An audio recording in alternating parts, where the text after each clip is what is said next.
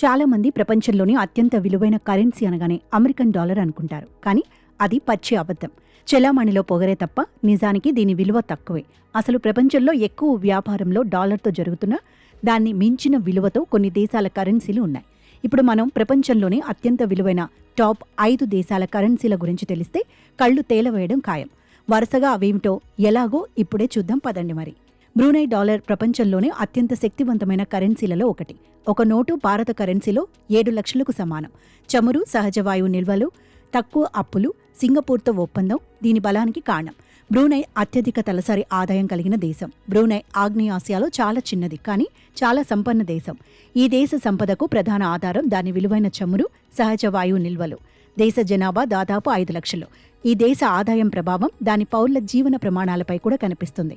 ఎందుకంటే దాని కరెన్సీ బలం ప్రపంచంలోనే ఒక ఉదాహరణగా పిలువబడుతుంది.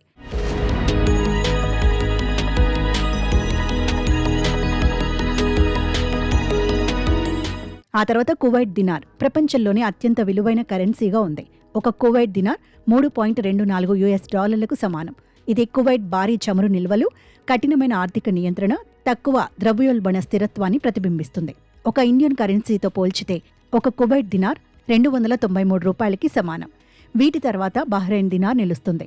ఆర్థిక సరళీకరణ, బ్యాంకింగ్ హబ్ హోదా, 2 దశాబ్దాల మార్కెట్ అల్లకల్లోలంలో కేవలం కదలని కరెన్సీ పెగ్ కారణంగా బహ్రెయిన్ దినార్ $2.65 సమానంగా ఉంది. ఒక్క బహ్రెయిన్ దినార్ $238కు సమానం. ఇది 2 అత్యంత విలువైన కరెన్సీ. అనంతరం ఒమానీ దినార్ $2.60కు సమానం. పెట్రోలియం ఎగుమతులు ఈ ప్రాంతంలోని అత్యంత క్రమశిక్షణ కలిగిన ద్రవ్య విధానాలలో ఒకటిగా వృద్ధి చెందుతోంది. ఇది వనరుల ఆధారిత బలానికి కేస్ స్టడీగా మారింది.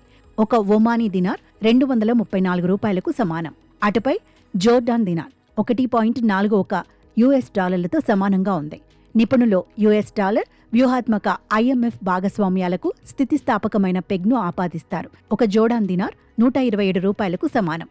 ఇక చివరిగా బ్రిటిష్ పౌండ్ తన సామ్రాజ్యవాద ప్రాబల్యాన్ని కోల్పోయి ఉండవచ్చు, కానీ ఇప్పటికే డాలర్ల కంటే పైనే ఉంది.